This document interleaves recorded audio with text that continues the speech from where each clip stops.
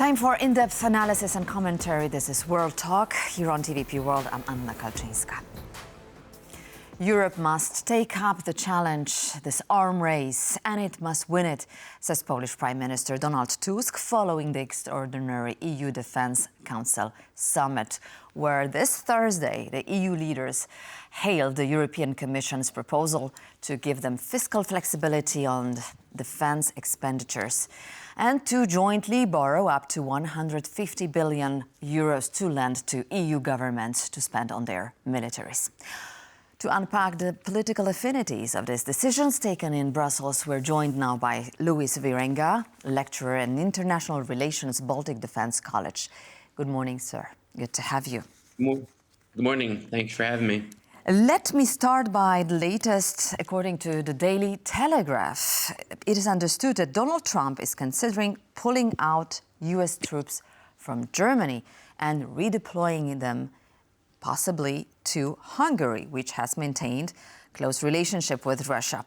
So Donald Trump plans to pull out the US troops from Germany. What does exactly mean it for the region here, Central Europe?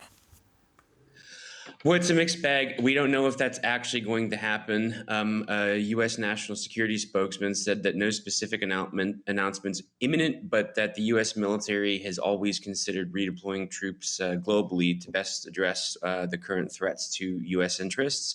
So, Hungary was an interesting choice for me. That was floated by. We don't know if it's going to happen. That would probably be it's a big move. The eastern flank I would have been less surprised had the country been Poland, for example.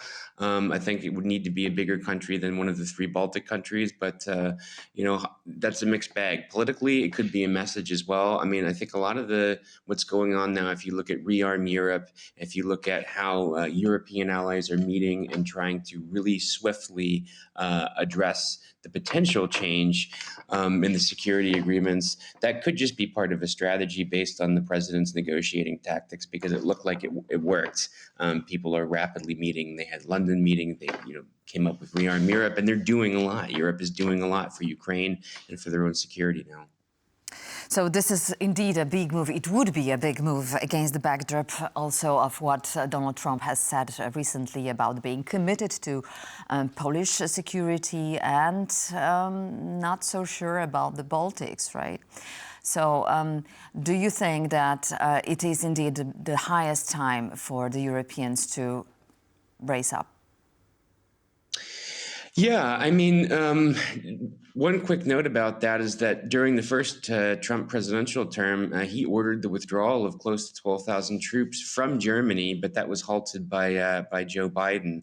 And I think that even if there were extremely cordial relations between the U.S. and Europe, and it was the exact opposite of what's going on now, it's still time for Europe to make the moves that they're making right now, because the fundamental underlying red thread behind all of this is that the security environment has changed. It changed when Russia invaded Ukraine for the second time in the high-intensity kinetic conflict that's been going on since February of 2022, and it will change in the aftermath of whatever agreement it is made. And it's fairly clear to just about everybody, unless they are supportive of the Russian president, and a lot of people are not, thankfully, that he's not going to stop with Ukraine. And if you look back to 2007 or even beyond, and you look at the slow buildup when we got from 2007 with the Munich Security Conference speech, and even the hybrid attacks in Tallinn, in Estonia, with the Bronze Soldier Night, to the invasion of Ukraine for the first and second time, it's very clear that he wants to reorchestrate the security order in Europe. And I'm actually more optimistic about American and European cooperation than this. I don't know, of course, but I think that it's just a real hard drive on behalf of the current administration to get all countries in Europe to do much, much more. And instead of saying we'll meet 2%, if they put on the table 5%, then you might get an average of 3.5 or something like this. So Well, we quote Donald Tusk, who reiterates that Europe as a whole is truly capable of winning militarily, financially, and economically this confrontation with Russia. So the recurring question, obviously, is it really capable and willing? Well, capable, yes. I do agree with Donald Tusk on that. Willing, it depends on what you mean. Right now, I think there are a lot of different pieces on the board that keep different leaders hesitant to do even bolder actions. I think for a while it was who's going to win the U.S. election.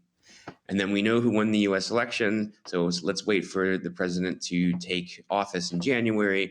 And then when that happened, it was a very turbulent couple of weeks for Europe. Europe is an attractive country for many. Europe is an attractive continent for many reasons. They have different countries that are more or less on the same page. But I like how Donald Tusk put it. It wasn't just militarily; it was financial, economic, and I would even go so far as to say cultural, if you want to add that into the mix. And I think that there is a large willingness, and this is very evident in Poland and the Baltic states, but it's very, very overwhelmingly supportive of Ukraine because they understand what's at stake here and that the Ukrainians are also protecting their own borders. So there are, of course, some setbacks. It's taken a while for certain European allies to meet even 2%. And it's also in different organizations, depending on which one we're talking about, change culture, I think, is going to start accelerating a bit, but sometimes things take time, especially when there's political agreements between different countries in different settings. And I think that what Europe is trying to do now is bring multilateralism back in the fold and make sure that we don't go into a predominantly bilateral political negotiating system, which, of course, that's what's happening with the Trump administration and Russia in terms of the Ukraine peace agreement. But I think that there are a lot of positive signs, and this was the final wake-up call that enough people needed to get to receive in order to get things going quicker. So my short answer to all of that is yes, but there's always caveats to we need to do it this way, and we need to avoid this, that, and the other thing to make sure that things actually do go our way here in Europe. About the multilateralism that you mentioned, this week Donald Tusk is paying a visit to Ankara. And what could what could be the role Turkey could play in the whole piece? Turkey is very willing to engage, even to send troops to Ukraine in a peacekeeping mission. So what is your optic here? Well, my optic on that is that it's always good when European leaders talk to each other and are on the same page when it comes to the topic that we're discussing, when it comes to defense and security. I think that Turkey would be very interested in contributing to the potential of peacekeeping forces in Ukraine, which I don't think is necessarily off the table. I really wouldn't be surprised if we do see peacekeeping forces in Ukraine from European countries. And I think that it will be a cordial meeting in Turkey, and I think we can expect a good result out of that. But anything more specific, I'm not quite sure at this moment. You spoke of a change of culture here in Europe, change of perspective, a change of paradigm also. So Donald Tusk announced a military training available to all adult men here in Poland. Do you see this move as being more broadly adopted in the region, for instance, in the whole Eastern Europe?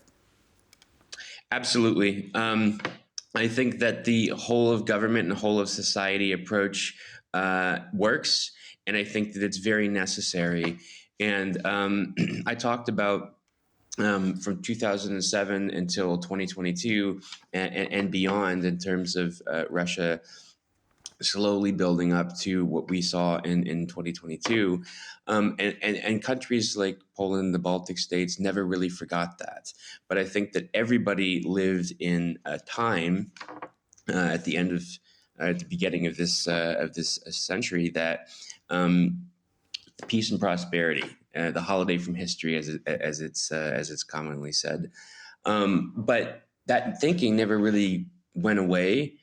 And I think that you will not see it too far west of the Polish-German border, but I do think that you will see it much more.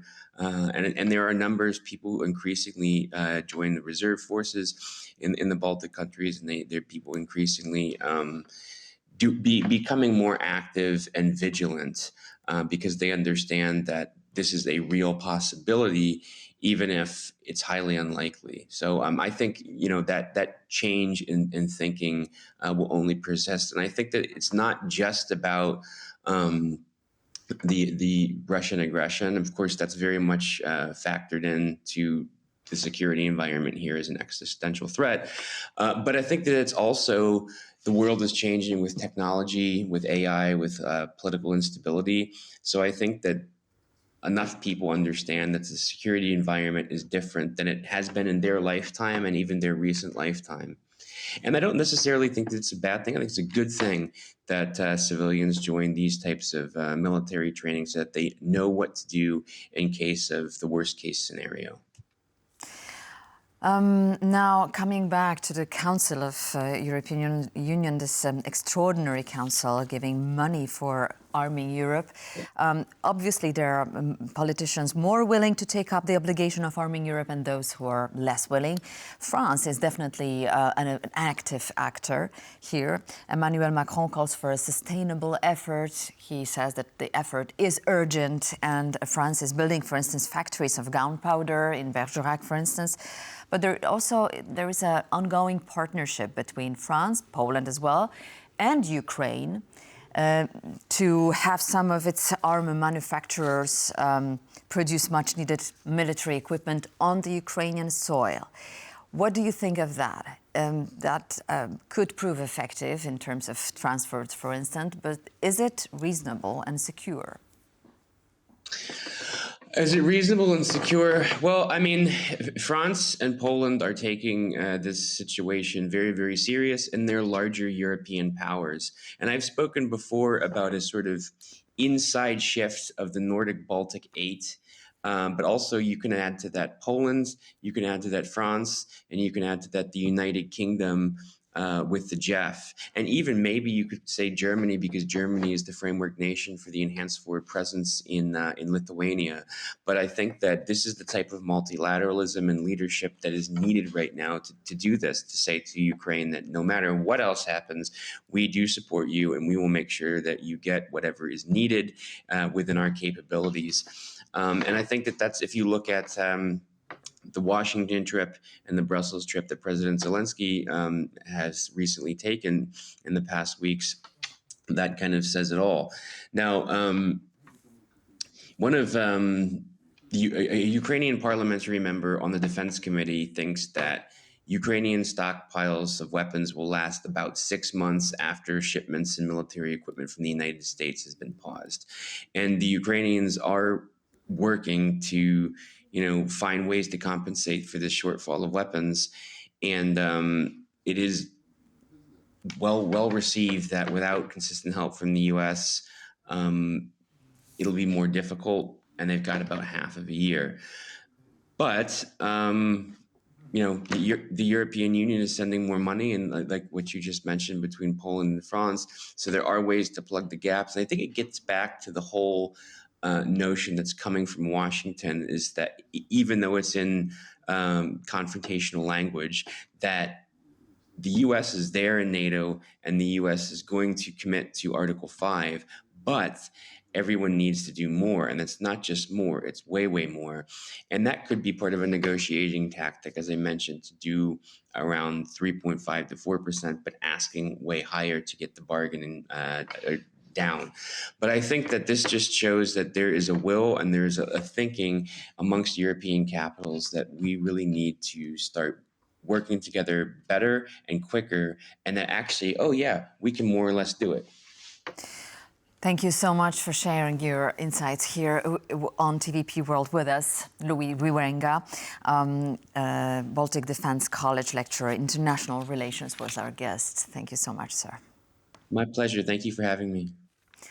And that resumes this edition of World Talks. But please stay tuned to TVP World for more.